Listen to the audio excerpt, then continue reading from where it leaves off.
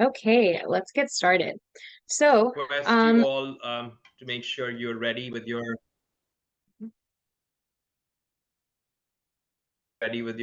notepads and pen. Um, it's a I'd say it's a very important webinar where we will have to-do list, things that you need to do, you need to be ready with if you're applying for 2024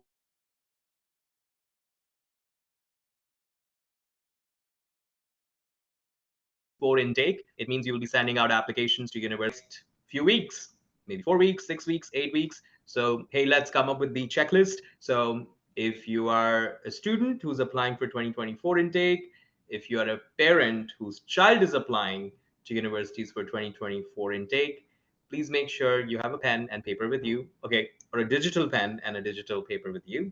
um, that would be great. We still have a few more candidates joining us. um, I'll keep talking to keep you all engaged. First of all, thank you so much, our Director of Admissions, Arisha, for arranging this webinar. I have the army of senior counselors here today. So we've got Sheetal. Sheetal is our expert in everything, actually. So if you want to become a doctor in the UK, she's the expert. If you're applying to Oxbridge Imperial, she's the expert. If you're applying to all the colleges across Canada and the US. She's the expert if you're applying to Europe. She's the expert, so she'll help you with anything and everything. So is the case with Abhinav. Abhinav will also take the lead at the later part of today's presentation. He is also a very experienced counselor, and who can help you apply to literally all the universities all over the world. Okay, so I'm going to wait for 1 more minute before we begin. And let's keep it interactive. I will be speaking for the next 20 minutes, whereby I will talk about what all we need to do for different countries in terms of deadlines, etc. If you have any questions, please leave your questions in the Q&A section or in the chat box, and we'll try to address all of them right away. Okay. Um, Arisha, please give me a heads up when you want me to begin. sure, you are good to go. All right. Once again, very good evening. So, vision is to kind of help you get students in the right university, in the top universities, in the universities that are right fit for them. So, it's all about finding the right fit. Arisha, you can actually, I would recommend you not to share your screen for now. I think I'm going to just speak and I'm going to give some pointers to everybody. And when you and Abhinav and Sheetal speak, you guys can actually use the slides. Thank you. Okay, so everybody, once again, the first task at hand is exploring the countries. It's very important. If you have not yet explored the countries, please explore them. I'm sure you have a target. You probably have a dream of going to the US. You are probably also applying to Canada, UK, other European countries as well. Germany, Italy, or maybe Eastern European countries as well. You might end up sending your application to Singapore, Malaysia. You might want to apply to Australia and New Zealand. And probably you're thinking of applying to universities even in the UAE, including New York University and Abu Dhabi. So, very, very important thing. First, decide your countries. Second important thing, do you have your Excel sheet ready? Do you have your Excel sheet with the universities that you will apply to, along with the programs that you will submit your applications for? Now, let's say if you're applying to the US, you might end up applying to a liberal arts and science program to the college, and you might send your application as an undecided student. In some of the universities, you are probably applying for computer science, which is offered by the College of Arts and Sciences. In some universities, it is offered by the College of Engineering. In some universities, such as Carnegie Mellon, they actually have a specific school of computer sciences where you're applying. So when you're building your list of universities, don't just write the name of the university. It's very important that you choose the program and you also have the link to the program and link to the faculty, the department, the school, the college of that university which you will be applying to. Is that ready? Ask yourself on your Excel sheet. That is a very, very, very important point. Okay. On your Excel sheet, the next thing would be the deadline. Now, in the US, there are multiple types of deadlines, as you might know. There is something called early decision, ED. There is something called early action, EA. What is the difference between ED and EA? Let's revise that. I'm sure a lot of you already know about it. Early decision is a binding admission. You pick one school in the US, one university, one college in the US, and you submit your application, and you're telling them, if you accept me, I will go to your university and I will study there. Early action is a non binding admission, which means you can apply to multiple universities in early action, and you can choose to go or not go to that college even if you were accepted. Now, there is something called REA, restricted early action, right?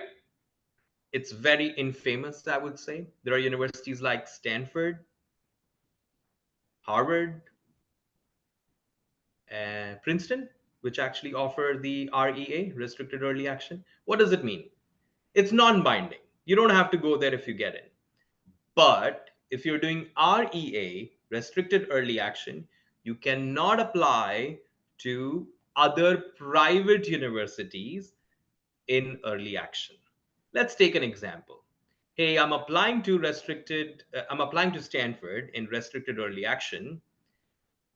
Can I apply to, say, one more school in early action? Let's say Northeastern. I can't. But can I apply to other public universities in early action, such as University of Illinois Urbana-Champaign, Georgia Tech? Yes, you can. All right. So that's REA. All the early action, early decision, restricted early action deadlines in your mind should be 15th of October. When you Google and you check on the websites of the universities, you will find that the deadline is 1st of November. Some universities have early action, early decision deadline on the 15th of November also. But as I said, in your mind, the deadline should be 15th of October. Be ready by the 15th of October if you're doing the early application. Completely ready. Okay. Now, the next thing when it comes to deadlines in the US would be the UC deadlines. A lot of you will be applying to say UCs. There are several UCs, 9, 10 of them. UC Consortium. You have one application, which is UCAP, University of California, right? Berkeley, LA, San Diego, Santa Barbara, Riverside, Merced, Davis, etc. Deadline is 30th of November to submit your application. Application opens on the 1st of September. All right. Be ready to start filling out your UC application. Do I have to wait for 30th of November to submit my application? No. Submit it as soon as possible, as in when you're ready. Okay. Then there is something called apply Texas, which is, let's say, to apply to University of Texas Austin, Texas A&M, Texas Arlington, Texas Dallas, Texas Houston, and many other universities within the state of Texas. You can apply through Apply Texas, but most of these universities also use something called the common application. So you can apply through common application also. So it's your choice. All right. There are some universities which have their own applications, such as University of Illinois Urbana-Champaign, such as University of Washington, Seattle. And one of the important ones would be the MIT, Massachusetts Institute of Technology, right? They have their own applications. So you have to make sure you are aware of all the applications. So the next column on your Excel sheet, you have the name of the university, you have the name of the program that you're applying for, you have the name of the school, the college that you're applying to. Then you write down, am I doing ED, am I doing EA, am I doing RE, or am I doing RD, which is regular decision. And the next thing is the date when actually that EDEARDREA is. And then next one would be which application portal to use to submit your application. All right, that needs to be there. Is it Common App? It is Coalition App? Is it UC App? Is it an independent application? Is it Apply Texas? Is it UC App? That needs to be there. Very, very important. Next column, all right, will be very important for you. Number of recommendation letters. Now, if you're applying to the US, you know that you need to add your referees to the Common App or Coalition App or whichever application that you're using. You need your school counselor. Some schools have very experienced school counselors. They know how to write recommendation letters. You probably have already given your brag sheet to them, and they probably have already prepared your recommendation letters. But there are many schools and many school counselors who are not ready. So when your school's open, on Monday or Tuesday, first thing, take an appointment with your school counselor. Make sure your recommendation letters are ready. Is he or she ready with your recommendation letter? If they are not, make sure you give them your CV, your brag sheet, so that they can prepare your recommendation letter. Most of the US universities, in addition to your counselor recommendation letter, also require 2 teacher recommendation letters. Have you already chosen those teachers? Have you spoken to those teachers? Have you requested those teachers that you want your recommendation letter? Have you given them the list of universities where you will be applying to? Do they need any inputs from you? Make sure it is done. And why am I giving priority to your recommendation letters before even I talk about your essays? Is because essays are in your control. You can write them. You can even finish them, although you should not, but you can even finish them 2 days before your deadline, but you can't control your recommendation submissions. Hence, it's very important for you to reach out to your teachers, your counselors immediately next week as soon as your school's open and get those ready. So the next column is counselor recommendation. Next column is teacher recommendation. In that, you actually come up with multiple columns. My math teacher, psychology teacher. Then you can actually write down optional recommendation letter. Are you submitting any optional or other recommenders? So that could be, hey, I'm taking it from my sports coach or my music teacher, my art teacher, my internship supervisor. I did a research paper, so I'm going to take it from that guy. Tell them, don't wait, contact them today after this webinar, and that is done. So that's the dedicated column for your referees. Then the next important thing before I get on to your essays is your transcripts. Now, hear me out. If you come from an Indian curriculum, what is your transcript? 9th grade result, 10th grade result, 11th grade result, and the predicted grades of 12th. Now you will ask me, in my school, I have term 1, term 2, term 3. Should I put actually all the term results or not? It depends on your school. If you have performed really well, I ideally recommend that you have a consolidated result of grade 9, term 1, term 2, term 3. Next page, grade 10, term 1, term 2, term 3. I highly recommend all the Indian curriculum students to give your final board mark sheet to your school counselor who is submitting your transcripts, that hey, this is a scan, can you upload this along with my transcript? All right, because it's the official document. All right, 11th again, term 1, term 2, term 3, and in 12th, because most of you have already completed term 1, and if you have done well, having term 1 result along with your predicted grades would really help. That's your complete transcript along with your predicted grades. Let's move on to the British curriculum students. If you have actually done GCSE followed by A levels, what are you going to do? You actually ask your year 10 and year 11 results. All right.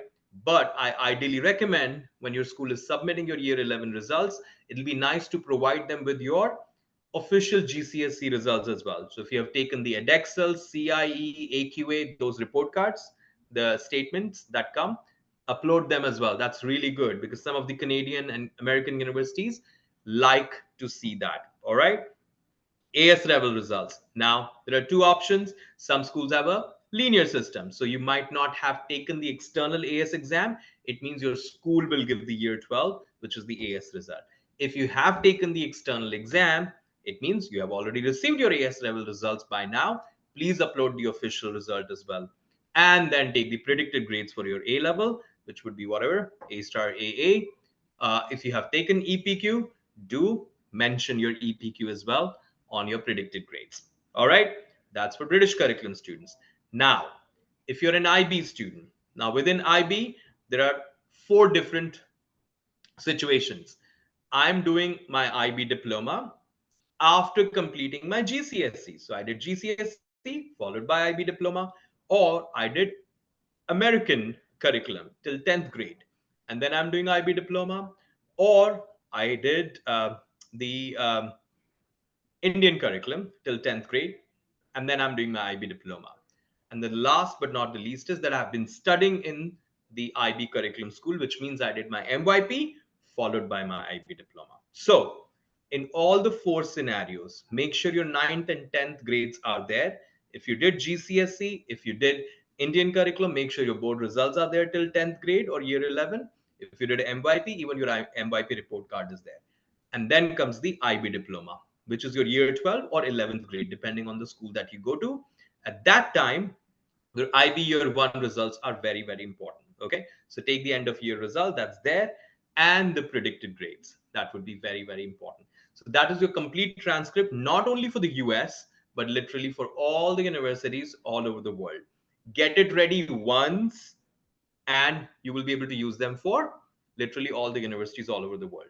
So if you see everything that I have mentioned that you need from school so far, which includes your counselor recommendation letter, your teacher recommendation letter, your other recommendation letters, and your transcripts, including your predicted grades, these are the things that you will require to apply to literally all the universities all over the world.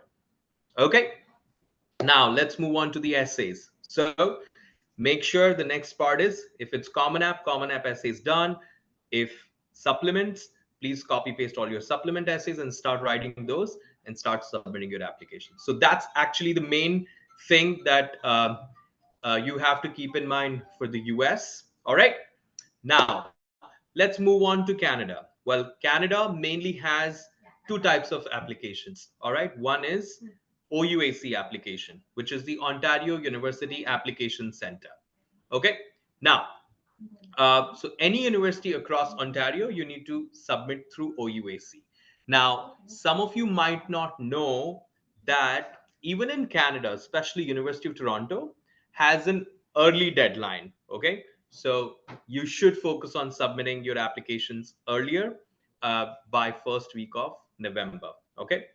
Other than that, let's say if you're applying to Waterloo, McMaster, Queens, Weston, um, you know, Wilfrid Laurier, Carleton, Brock, McMaster, and let's say the Ryerson, which is now the Toronto Metropolitan University.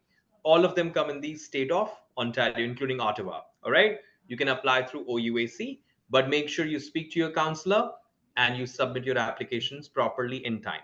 After you submit your OUAC, each of these universities will be sending you the username and password. Okay. So make sure your Excel sheet is ready. You keep updating username and password for each university to upload the documents. All right. Each of these universities then will have separate essays, personal statements, and the requirements of documents.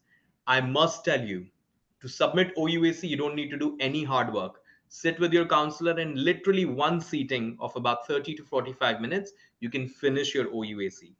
Don't wait for November, December. Finish your OUAC in the month of September. It would be live within the next 10 days. Submit it in September, and then you keep receiving emails from the universities, and slowly you can submit the next step of documents, because sometimes you don't even know what you have to submit. Sometimes you don't even know which essays you will have to write. Sometimes you don't even know if they have a video interview that you will have to do, and you have time to submit it. All right, so finish your Ontario application ASAP.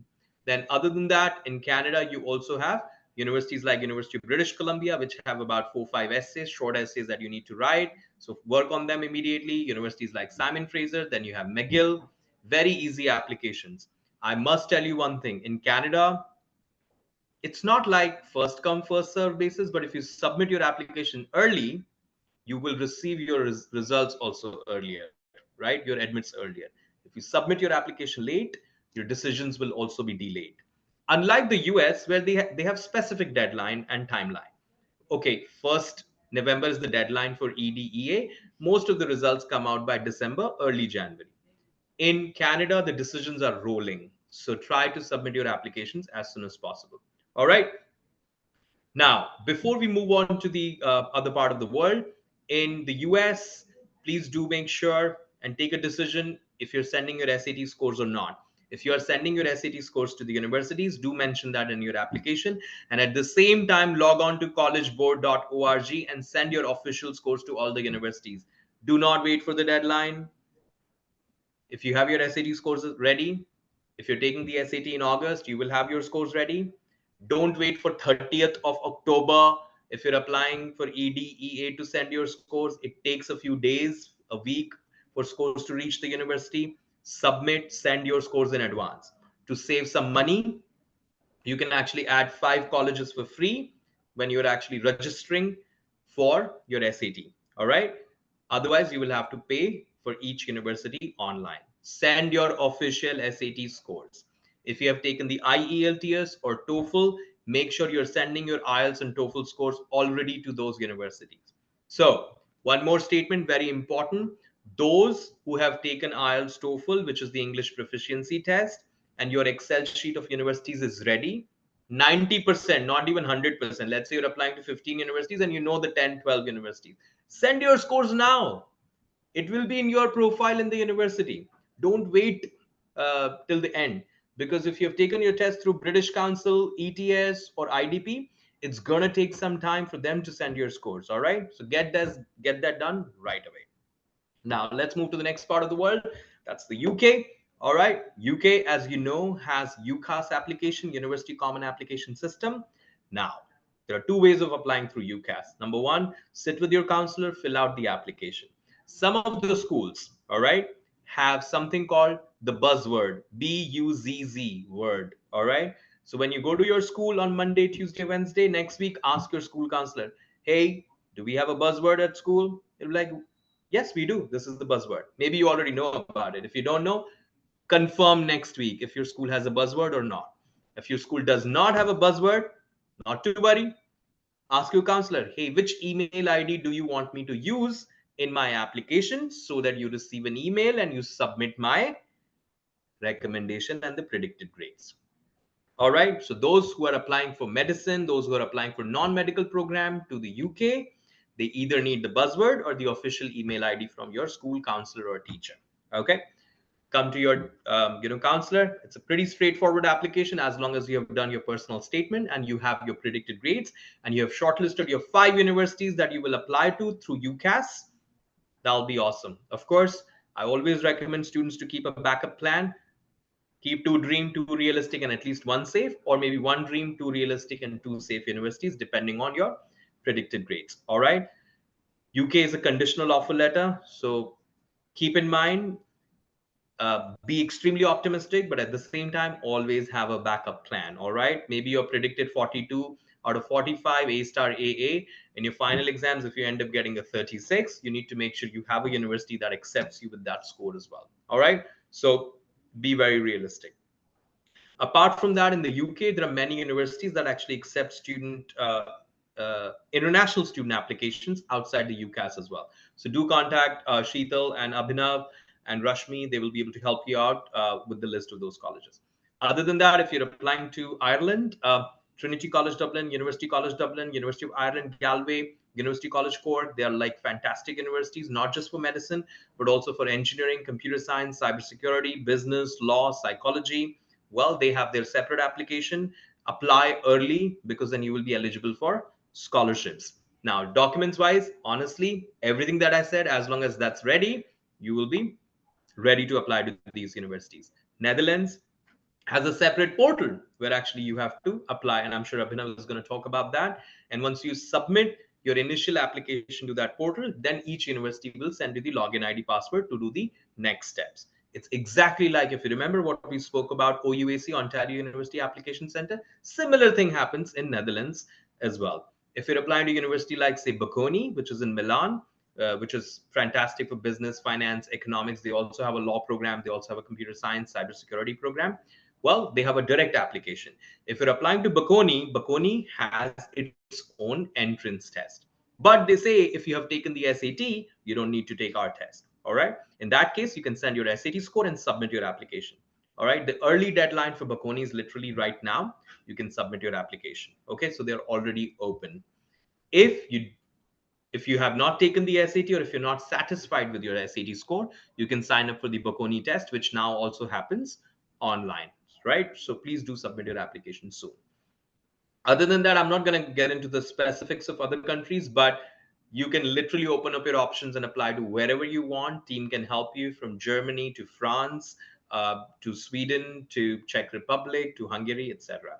Now, if you're applying to New York University, Abu Dhabi, although it's in the UAE, the process of application is exactly same what it is to apply to the NYU New York City. All right. So their early decision deadline is 1st of November, and you have to apply through common application.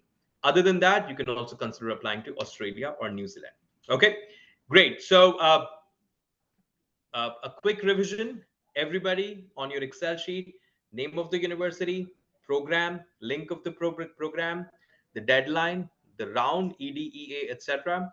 After that, recommendation requirements: do they require the SAT official score, IELTS, TOEFL, transcripts, essays, personal statement? If you want, you can include application fee as well, right? I'm not talking about tuition fee, etc. at the moment. I'm sure that you must have already gone over when you were shortlisting the universities. Another thing that you can add to your application if you're applying for financial aid or scholarships. Now, there's a huge difference between both of them. Scholarships are merit based, so they might have additional essays for that. So make sure that's a part of your Excel sheet. But if you're applying for financial aid, you need to check if that university offers financial aid to the international students. All right. And there is a specific deadline for financial aid application as well. Remember, there is something called CSS profile. If you're applying for financial aid as an international student to the American universities, you have to prepare your CSS profile. That needs to be filled on the College Board website. You need to add the universities where you're applying for financial aid, and you need to submit it. Okay, there is a separate deadline for early applications, and there is a separate deadline for regular applications. Make sure it is a part of your Excel sheet. Okay. uh, Other than that, those who are applying to the UK, especially to Oxbridge, your deadline is 15th of October. I ideally recommend all the candidates that are applying to Oxbridge, please submit your application by 5th of October. One very important thing for UK applications: if you're using school's email ID and school does not have the buzzword, it means first your school counselor or whoever is submitting a predicted and recommendation has to submit, then only you will be able to submit the application. If your school has a buzzword, you finish your application, submit the application. It does not go to the universities directly, it goes to your school counselor. Okay, and then he and or she has to submit your recommendation and predicted grades, and then it goes to university.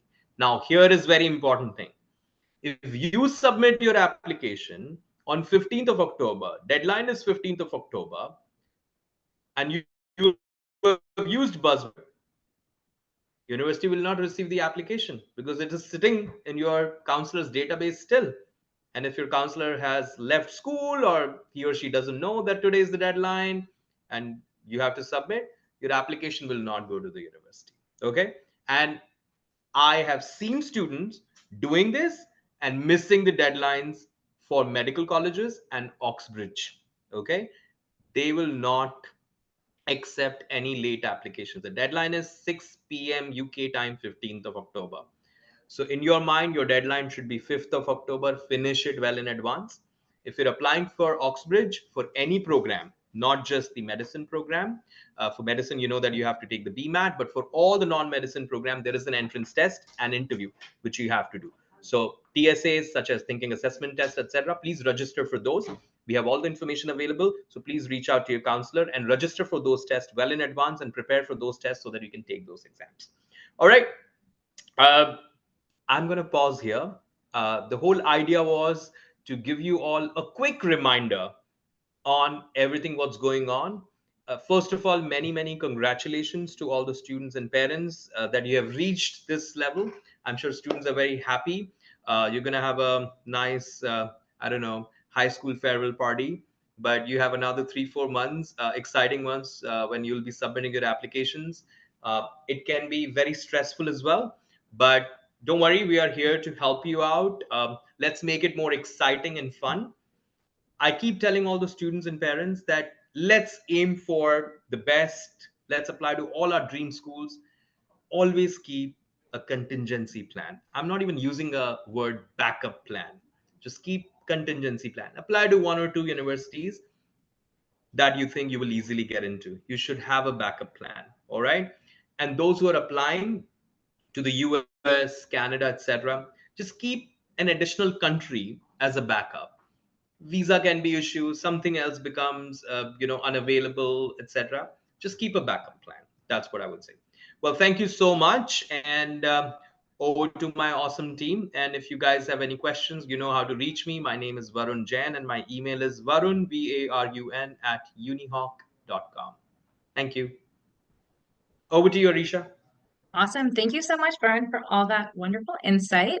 Now we're going to continue with our presentation. So, everything Varun explained was very, very important. And now we're going to break it down in terms of information per country. So today's itinerary will be to, have an introduction, which Varun did, and then what to expect from every application process, because every country does offer a different process. There are some similarities, but we just have to remember that the styles and strategies for every country that we apply to is a little bit different. And then at the end, we will have a Q&A session. So please continue your questions in the chat box. And then at the end, if you would like to say your questions out loud, we can just have a live Q&A session at the end too. Okay. Hey, So, Arisha, I forgot to mention only one thing. I didn't use the word portfolio. So in your Excel sheet, those who are applying for any art-related programs, make sure you have your portfolio also ready. And please finalize your university soon, because universities have specific portfolio requirements. I saw some of the students' names and parents' name, and I think kids are applying for art programs. Those who are not even applying for art programs but want to send their portfolio, make sure your music or art or dance portfolio is ready. Thank you. Over to you. definitely. So I like to call these webinars college road trip, because what we are doing is really going through every single college and learning about all the details for them. So when it comes to our dream universities, obviously the Harvards and the Oxbridges, it's so good to know so much more about the university rather than just the rankings. Where does your program rank within the school list? Or is your program really offered resource-wise at this school better than a school that maybe you haven't really heard of yet? So for computer science, have you heard of University of Illinois Urbana-Champaign? It's really important that we really hop through these universities and learn about their academic rankings, their program rankings, their atmosphere, their sports team, their weather, the city. There's so much to learn about when it comes to these universities. So college research is such an important part of it. There's also a lot of really cool programs that maybe we're not so familiar with. We all know computer science, and we all, are very interested in tech because it's progressive and, everyone's taking it these days. But there's so much more than just computer science or computer engineering. There is data science, there is information technology, there's so many data analytics, there's so many different types of programs we can apply to that may be more niche than just computer science. So definitely please look through the universities that interest you, but then also other universities that your counselors recommend to you, universities that come visit your school. Definitely not just contingency plan wise, please look at universities, because another one might be the best fit for you.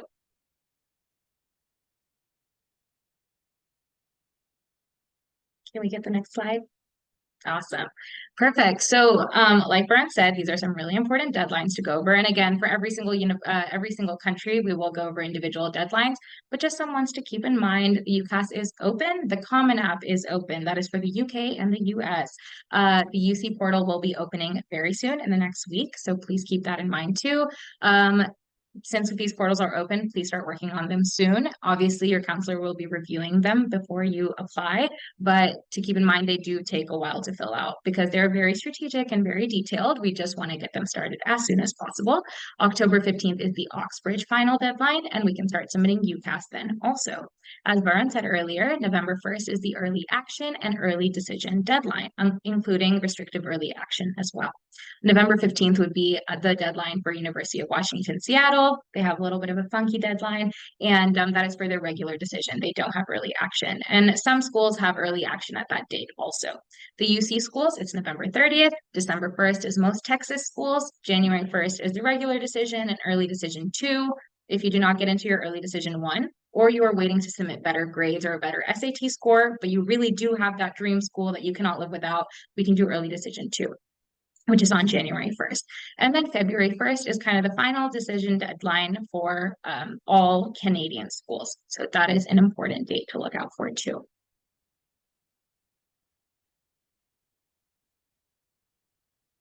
So some checklist reminders that we need to just be aware of. We need to have our grades. We need to have our transcripts and predicted grades. If you work with me, you've seen the very intense brag sheet that I create with my students that has every single grade from every term from grade 9 to this moment.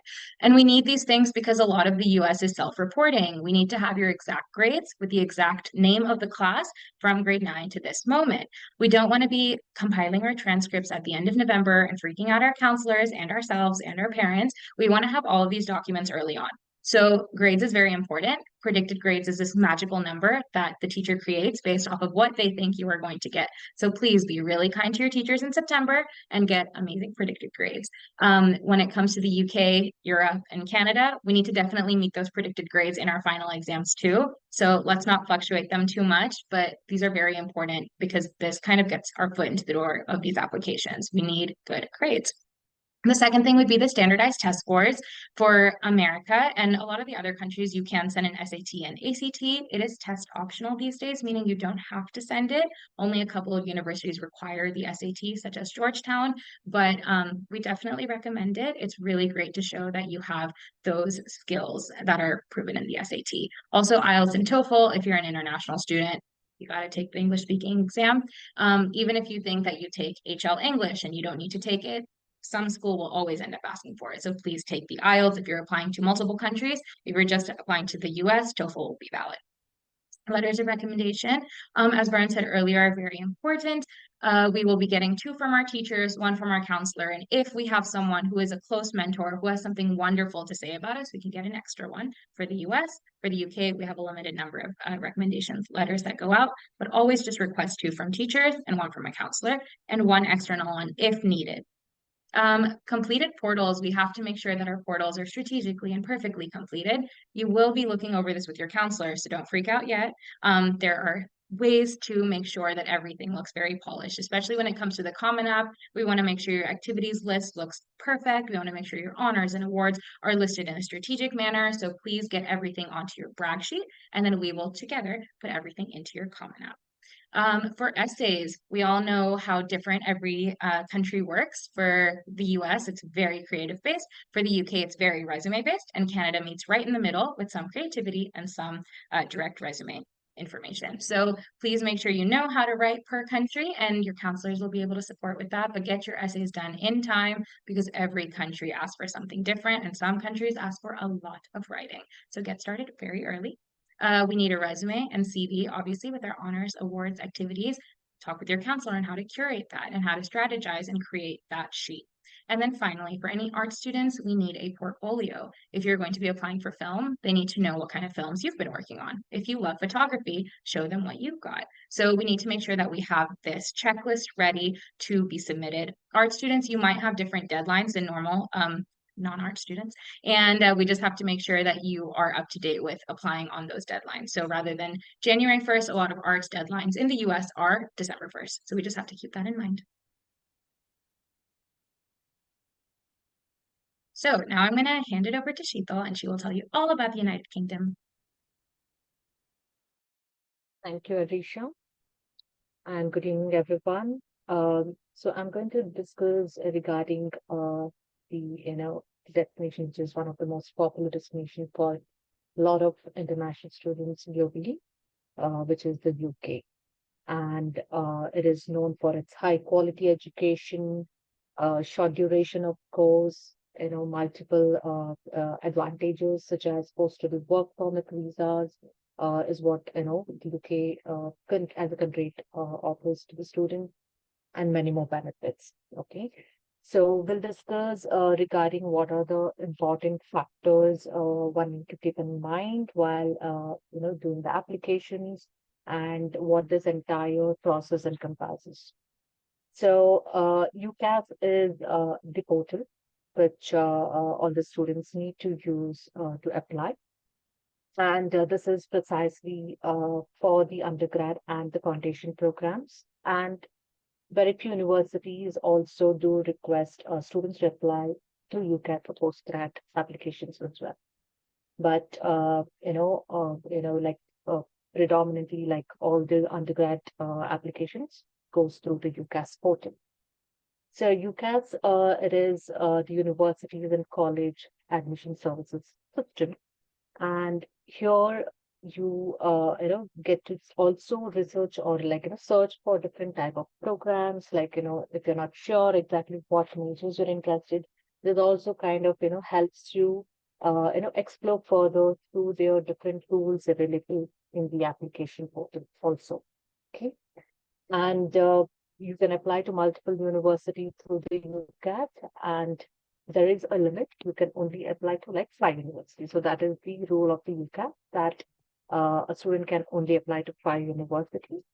And then you also need to input your details regarding your qualification, which is your high school grades, your grade 10th marks, and your grade 12 predicted grades. And if it's for the A level students, they need to input the GCSE grades and the predicted grades of A level. Similarly, for the IB students, they need to input their subjects of their IB year 1 and the grade 10th and the IB year 2 predicted grades. Apart from that, there's an important document, which is your personal statement, which is nothing but your motivation letter. And this is the place where you can, showcase the universities that, why you are a right fit candidate for the program. So you need to, make sure that, you have a very strong personal statement, which reflects about, let's say, all your skills, your academic achievements, and why you want to apply for that major. All right. And there are few parameters that one need to also keep in mind while preparing the personal statement, because they have a word count limit or the character count limit, which is like 4,000 characters, including spaces. So, we need to give a kickstart on, working on the personal statement. Then comes the reference letters. Again, in the UCAS, you can only request for one recommendation letter or the reference letter. So you can decide, whether it's your school counselor or the school teachers. So one of them can be your recommender. Okay, so what you need to do is you need to collect the information, such as the official email ID of the concerned person, the full name, and the designation, so that then we can input the details in the application. And the concerned person will be able to receive the link to upload your recommendation letters and the predicted grades. But if at all your school has a buzzword, then the process would vary slightly, because in which case you don't have to input the details of the referee, because your the school code has been given, so it will get directly linked to the UCAT. All right. And you can also see multiple deadlines, which we will explore further. And this will also help you to track your progress. That is something called UCAS track, which means as and when you get an update from the universities, whether you got a decision from a couple of universities, you can keep a track of it. You know that which all colleges has given you admits and which is rejected. So all the information could be tracked within this UCAS. Yeah, I think we can move to the next slide.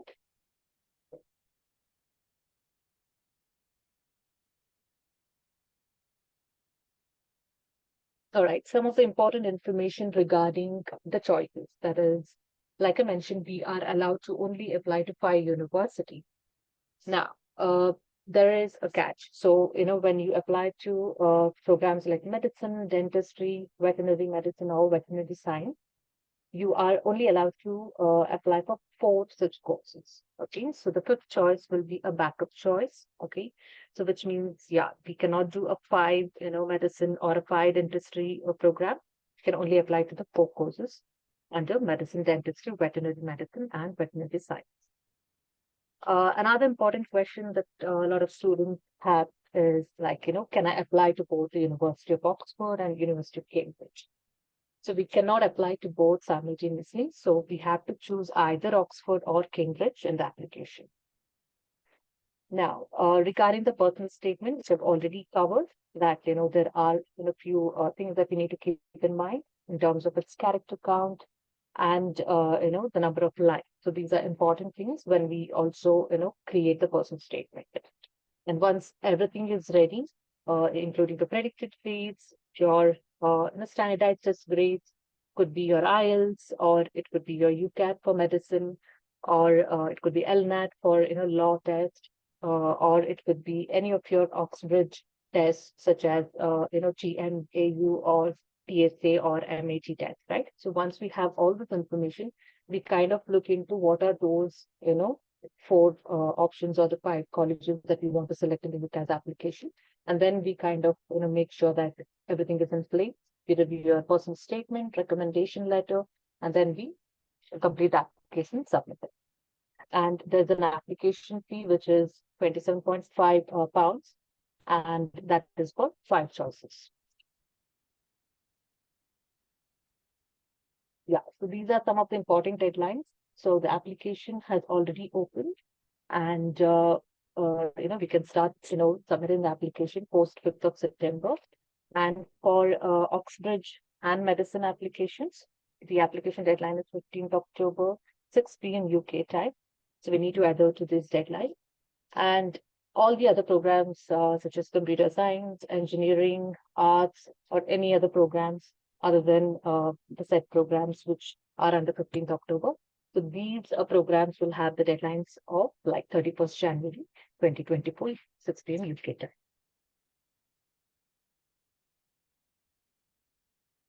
Awesome, Sheetal. Thank you so much for that. So now we're going to have Abhinav talk about Europe and their applications.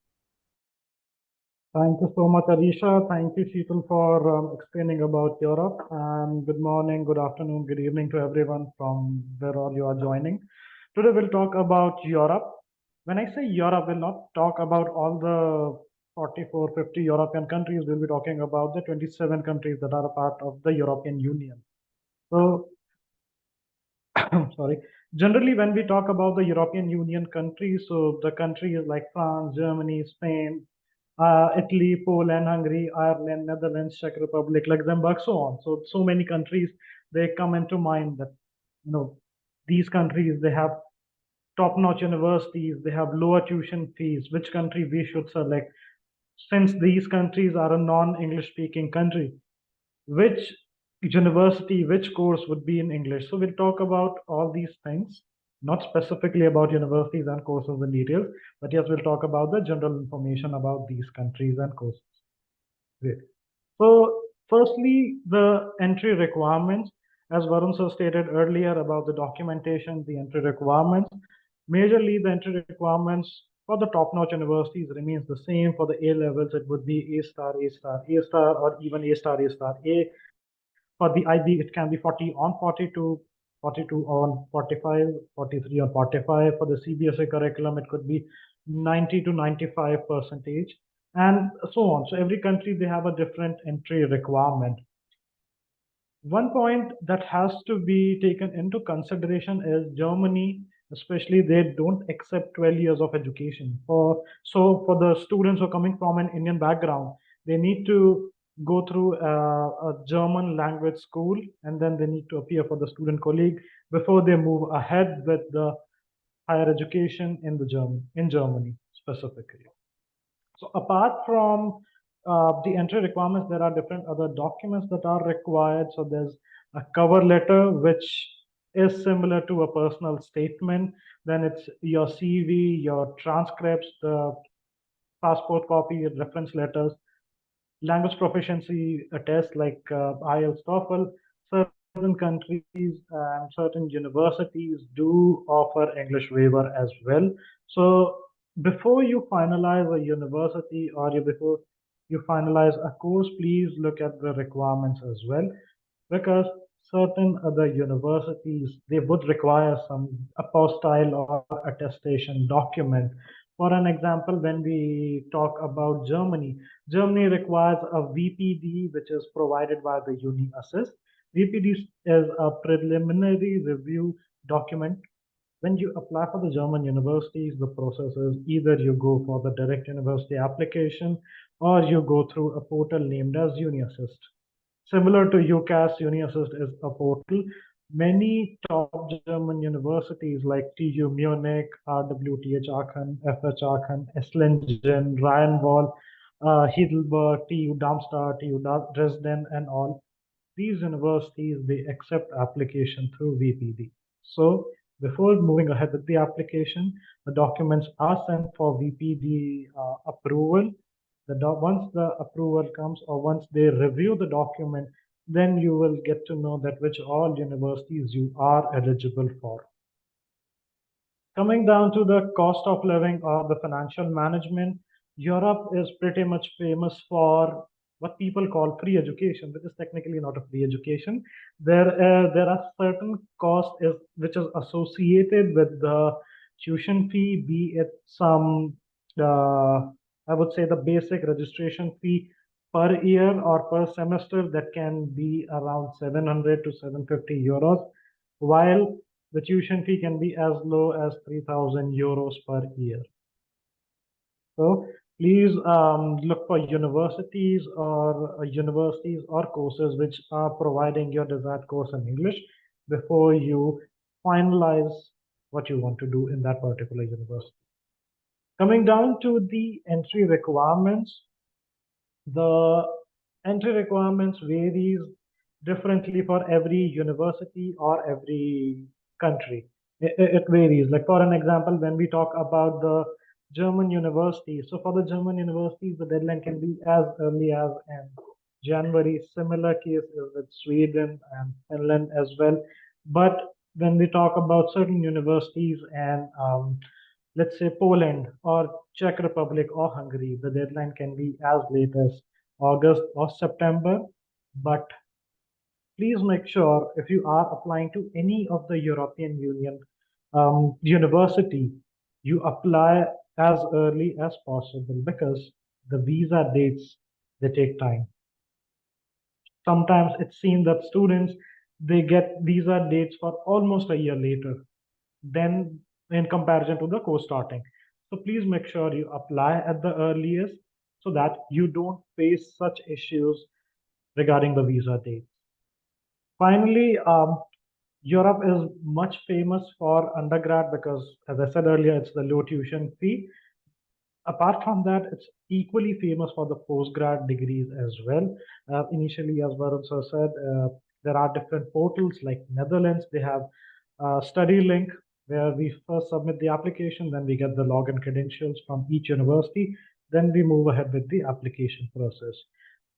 Bocconi, they have their own internal examination. So applying early helps you in meeting the entry requirements, submitting the essays, or any other sort of document that is required by the university for your admission.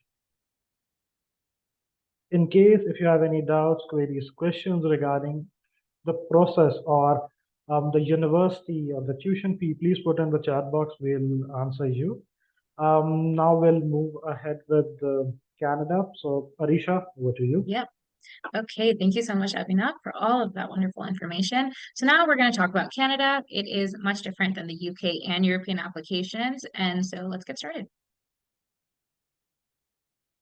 So we have a couple of portals when it comes to Canada. The main one that everyone knows and loves is the OUAC portal. It's for everything Ontario. So that's where U of T goes in, and really anything in Toronto, Ontario area. It does house a lot of universities. So a lot of portals will come within the OUAC, but with the OUAC, you will submit an initial portal with them, and then you will get sub-portals for every different university thereafter. So please make sure you understand that it's not just like the Common App where everything is housed there. You will get links for separate portals also.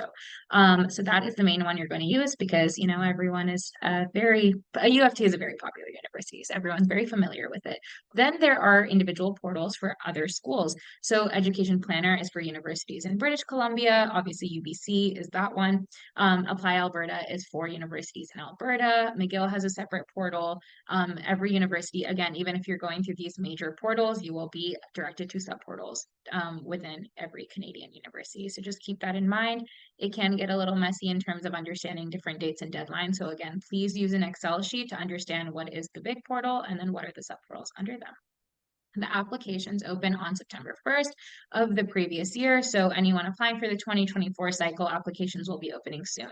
Canada's a little bit fluctuating when it comes to their deadlines, their dates. Sometimes applications will open in mid-September, which happened 2 years ago. Sometimes they will give you your answer back in May and June, which is really stressful. So please make sure we get our application submitted very early so we can get our answers very early. Applications can be submitted between September 1st and April 1st. Again, we want to submit them earlier. Final deadlines usually for most schools, especially the popular ones, are going to be Feb 1st. But start submitting them in November. There's no need to wait. Even if you're considering Canada as your backup school, please consider it a priority to submit all applications earliest if possible. Deadlines vary for each university. So priority deadline for UBC, like early action for UBC, is December 1st. For U of T, it's 7th of November. So just keep these in mind because we want to ideally apply early so we can get our answers early. The Canada visa process is also very long. So if we know where we're going, we can apply early for that.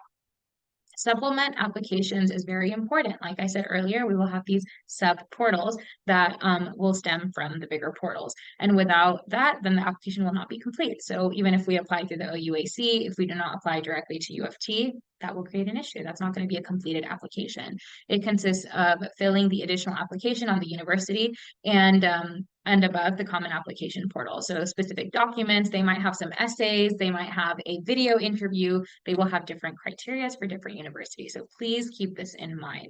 This application is a separate deadline from the original application. So there might just be a document deadline, and then there also might be supplement essay deadline. So please keep this in mind. There's a lot of dates and deadlines and criteria when it comes to Canadian universities. They all really do not work in tandem. They're all working separately. So please make sure that you have everything aligned on that Excel document that you will be keeping.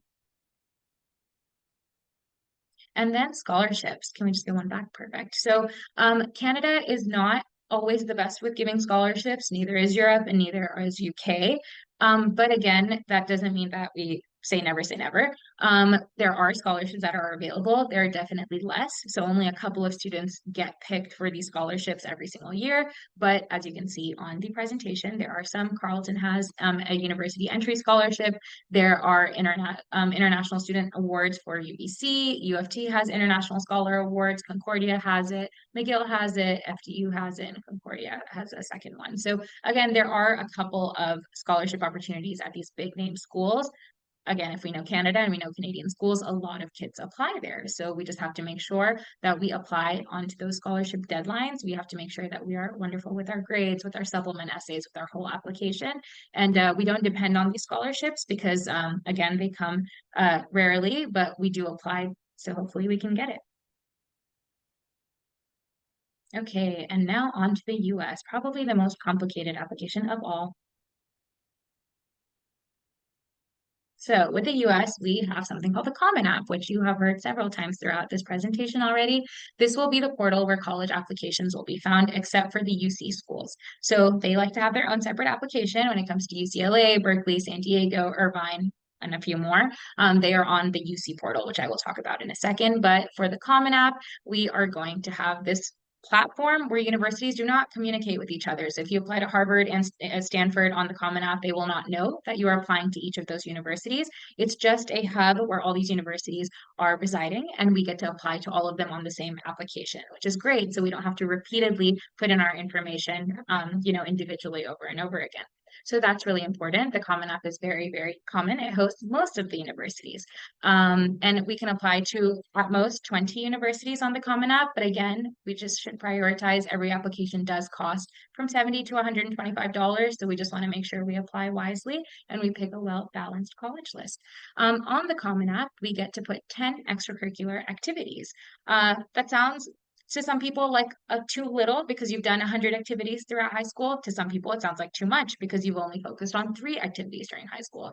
Please consult with your counselor to kind of understand how to go about navigating through the extracurricular section.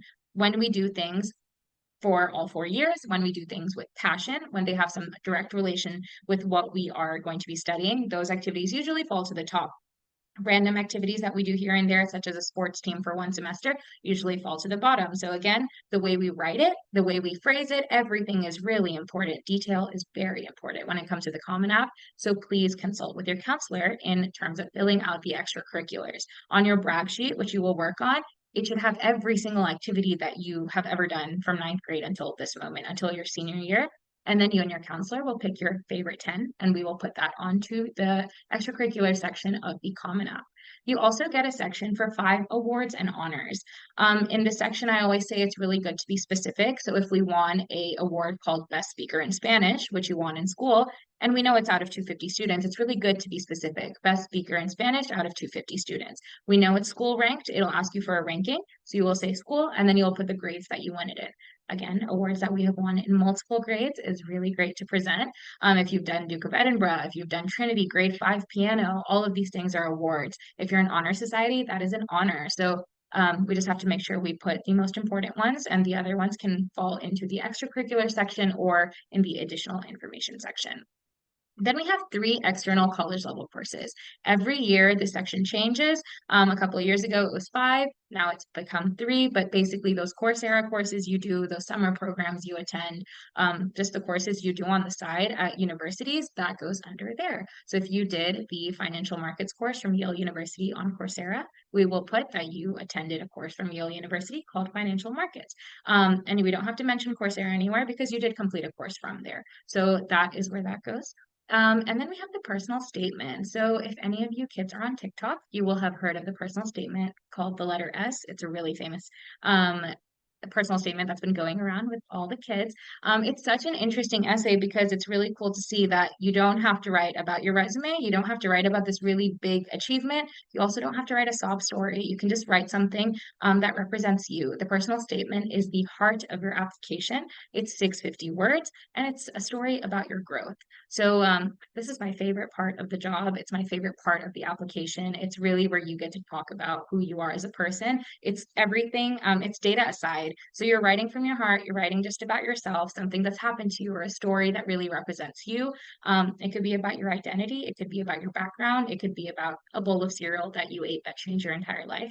It could be about anything. So you think outside the box. You do some brainstorming exercises with your counselor, and you write a really compelling essay. Because when everything else fails in your little pie chart that makes the perfect applicant, when it comes to profile, or when it comes to activities, or when it comes to academics, if all else fails, the essay oftentimes can pick you back up. So please consult with your counselor in writing a wonderful personal statement. And then there's the supplement essay. These are a little bit more direct. So when it comes to the personal statement, I don't really have the students read the prompts before they start brainstorming, just because your story will fit a prompt, I promise. When it comes to the supplements, they're a little bit more straightforward.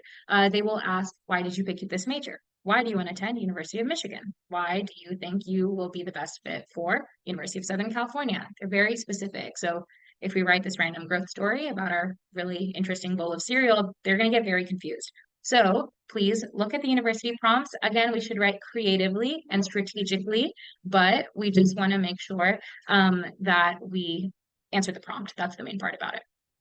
And then we have 2 letters of recommendation from teachers. Some schools will only ask for 1. Some schools will allow 6. Please, if it's 1, please just send 1. But if it's more than 2, do not send more than 2. Your admissions officer has like 7 minutes to read your application. Don't give them too much to read. You want to be precise and you want to be calculated in the way we present things. So please just get 2 letters of recommendation. And if the university only allows for 1, we'll pick the teacher that we want to send the letter out. We do not get to see these letters, so please pick teachers that write well and that really, really like you. And in September, please make sure to butter up to your teachers because they have to write you killer recommendation letters. And again, like I said earlier, that 1 optional recommendation, if we have someone that can really vouch for you, that's where we use that. Then we have the UC portal. So these are the famous California universities. They are public schools. So if we are looking for any sort of scholarship or financial aid, I do not recommend the University of California schools. But for everyone else, I think it's really great to apply to these schools, but we do have to keep in mind they are bigger universities, they are public universities, and they're very far from Dubai. So if we are applying, it's a whole different portal. It's a lot more work, and it's worth the work as long as you do want to go there. The UCs are never a backup. The UCs are, I would say, as much intensive work that we have to put into as for the Common App, because it is a very intense application where you have to self-report absolutely everything from grades to 20 extracurricular activities, and then also 4 mini personal statements. So for the grades, we have to put in every single term, every single notes, every single type of curriculum that we've done. We have to overshare and over-explain everything to them. They will be getting our transcripts after we get in, but before then, they're just trusting us on our word. So we definitely have to make sure that we send in all of the proper data. We have space for 20 extracurriculars, honors, activities, external courses. So you know how on the Common App, it's a little bit calmer, smaller numbers, 10, 5, 5, 3.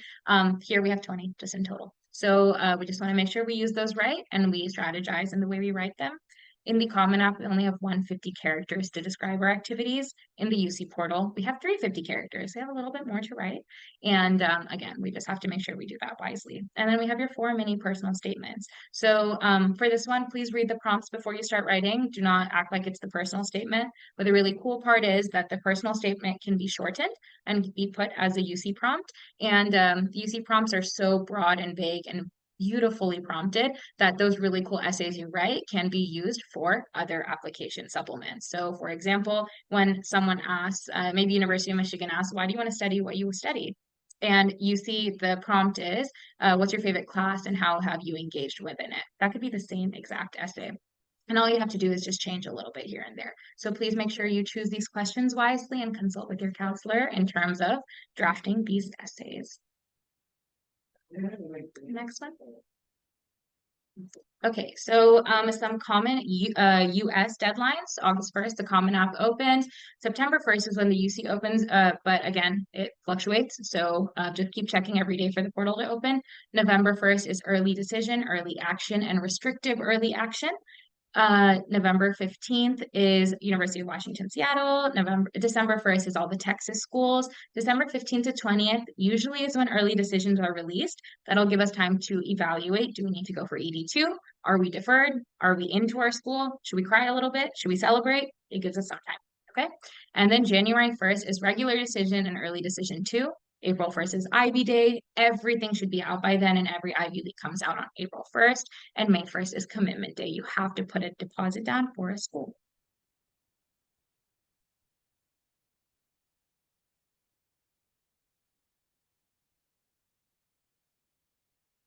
Can we get the next slide? Perfect. So here is just a little checklist of what we need to do. We have to request for letters of recommendation right when we get back to school. You have to give your teacher your brag sheet.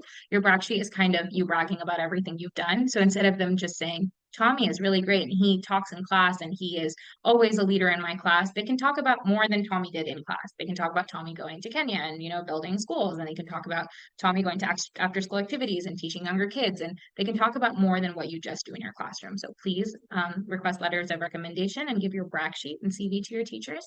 Continue activities from last semester. This semester is going to get hard. It's your final year, but please do not quit what you've been doing. You've been putting in such amazing hard work in. Please continue that work. And we just kind of want to keep advancing in what we do. So if we were in MUN, let's become a leader in MUN. And if we are in peer tutoring, let's become president of that club.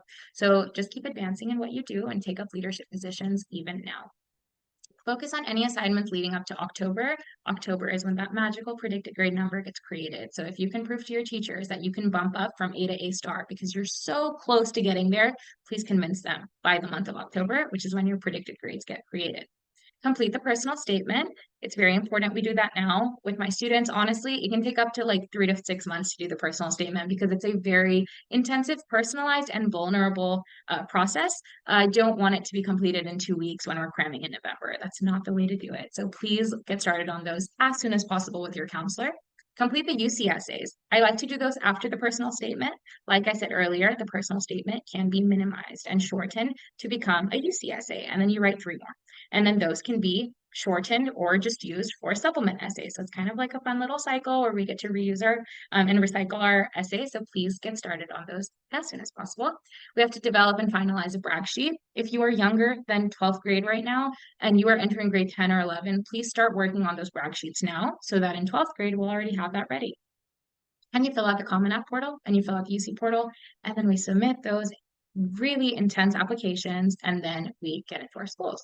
And if you're curious about US scholarships, the US is the kindest when it comes to giving money because their colleges are very expensive. So obviously we know the colleges that are frequent with giving scholarship. Please consult with your counselors.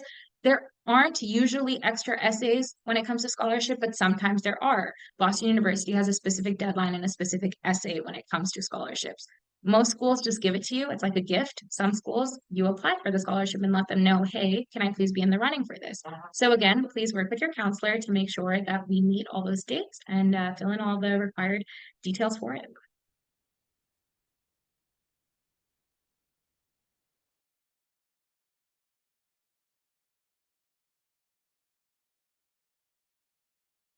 Can we get the next slide? Yeah. Awesome, cool. So does anyone have any questions?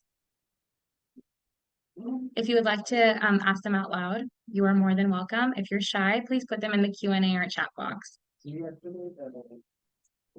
I'm going to read some questions that we already had answered out loud, just so if anyone else is curious, we can just kind of get those answers. Somebody asked on the Common App, do I put my EPQ grade along with my predicted grade, A-level grades in the education section? Yes, you will. Do I have to mention my SAT scores in my UCAS application? You can mention the SAT scores. It is not required, but you are able to. Can we get a recording of the session? For sure, definitely, you will be getting a recording. What is the best time to write the IELTS? They're valid for 2 years. So if you're going to go to university in 2025, you can start taking them by December of 2023 or anytime in March. Again, it's an English speaking exam. It's something we help with here. So please make sure you're just proactive on getting it done so we don't have to wait last minute to get them done. Do we need to take the IELTS even if we take English as first language? I said earlier, even if you take English as an HL and IB, just take the IELTS because some university at the end will end up asking for an English proficiency exam if you do not have an English speaking passport. And then we're going to be cramming to take this test. So just to be safe, rather than being sorry, please definitely do the IELTS. Is early action beneficial? Is a chance of acceptance lower than early decision? Early action definitely will it is very beneficial. I guess that's the best way to put it. It is extremely beneficial. It's telling a university that you're very interested in applying to them. Yes, the acceptance chances do not boost as much as early decision because at that point you're committing to a school. But in terms of early action, it lets a school know you're interested and it allows you to get your answer sooner than other schools. So definitely beneficial. Not every school offers it though. So again, strategize with the schools that do. Is there a recommended format, keywords, or that should be visible in a recommendation or reference letter? So it depends upon the university country which you are applying to. So just reach out to your UniHawk counselor for recommendation letter requirements. Some schools aren't really flexible with like working with the student to get these rec letters written. So just make sure you get a teacher that trusts you and really likes you for that. And do we give our personal email or school ID for applications? Please use your personal email because your school IDs will deactivate. And then the school we get into and go with at the end, they're going to be using your personal email the whole time until you get there. Please use a personal email. What are the entrance exams for UK engineering programs? Only Oxbridge has an entrance exam for engineering program in the UK. So just reach out to your counselor at UniHawk.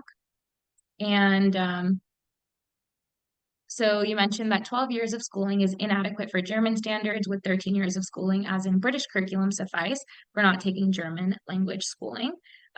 British schooling of 13 years would suffice to skip the foundation year. However, if there are language requirements for the specific program, it would be a requirement. And does the Common App essay have to be linked to the course you want to apply to, or just a story that inspires you? It's a growth story, so it's literally just a story that really captures the growth that you have faced in life. It's the heart of your application, so no, you don't have to mention your course. On the UCAS, can I put my SAT super score, or do I have to put them down separately? They don't do super scoring in the UK, so definitely put them as a single score. And then how many universities can be applied early action? Unlimited. Whoever allows for early action, you can definitely apply early action there.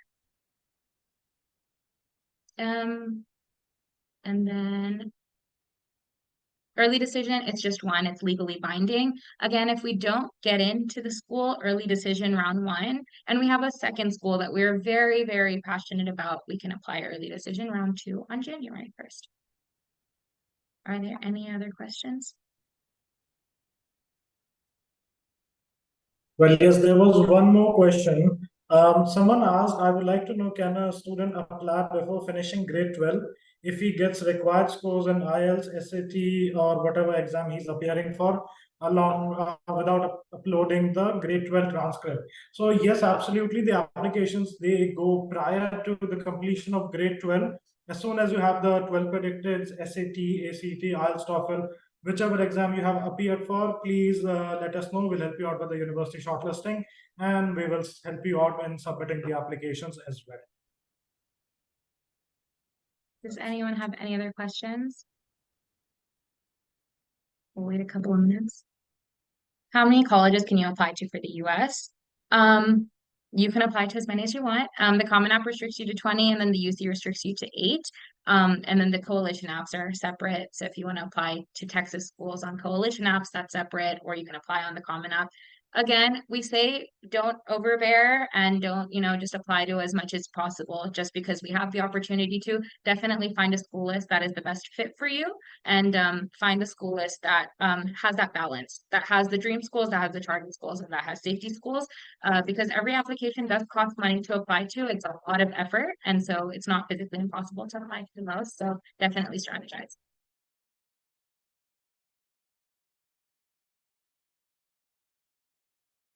Any other questions?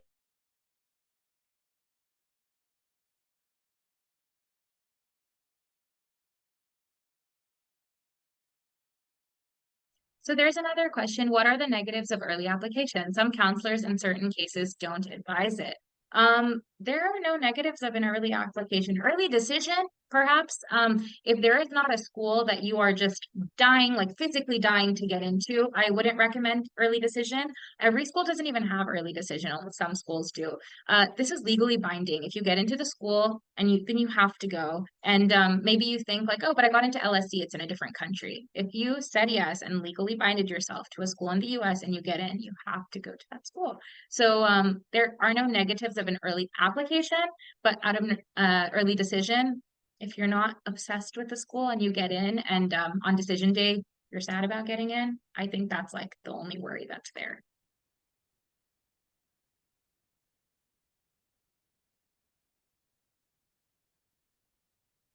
Any other questions?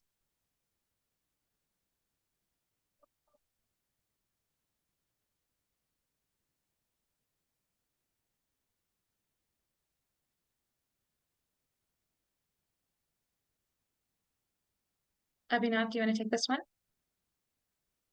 Sure. So someone has asked, do universities accept IELTS scores after the application is submitted?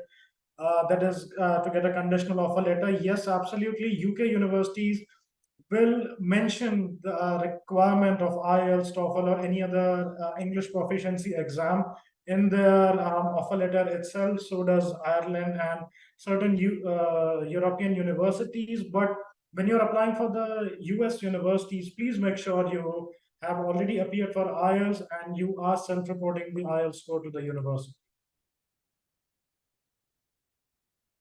Any other questions?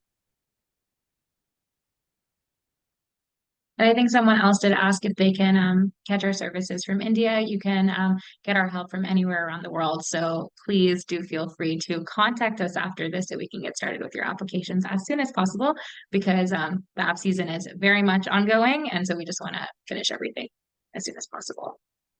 When to write the IELTS exam? Sheetal, do you want to take over that question?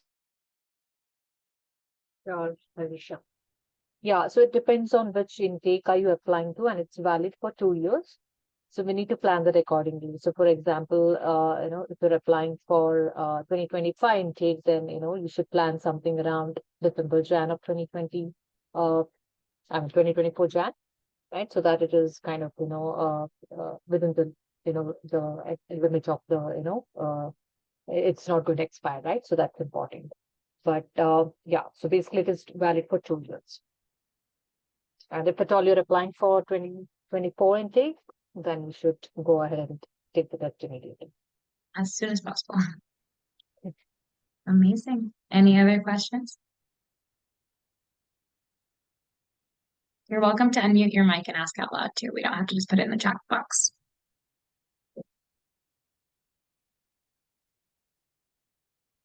Anyone else?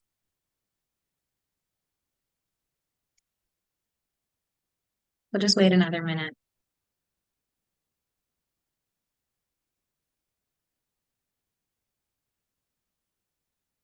Okay, so since there are no more questions, we have this webinar recorded. We will definitely send it over to everyone. But thank you so much for joining us. We hope it was very extremely overbearingly informative because there is so much to do. There is only a couple of months left until applications are submitted. So we hope you are very motivated and we are ready to get to action with you. So please consult with your counselor and get to work.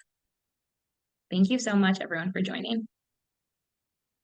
Yes, so thank you, Arisha, and thank you so much, everyone, for joining. You can reach out to us on all the social media platforms that you follow. And if you have any doubts, queries, concerns still after the webinar, please reach out to us at your nearest office. We have 4 offices in UAE, one in Sharjah, 2 in Dubai, one in Dubai. We have one office in DIFC, the other one is in Barsha Heights. And in Abu Dhabi, we have another office. The information is on the screen. So yeah, please reach out to us. We'll be happy to answer your queries. Perfect. Thank you so Awesome. much. Thank you so much, everybody. Have a great day. Thank you, everyone.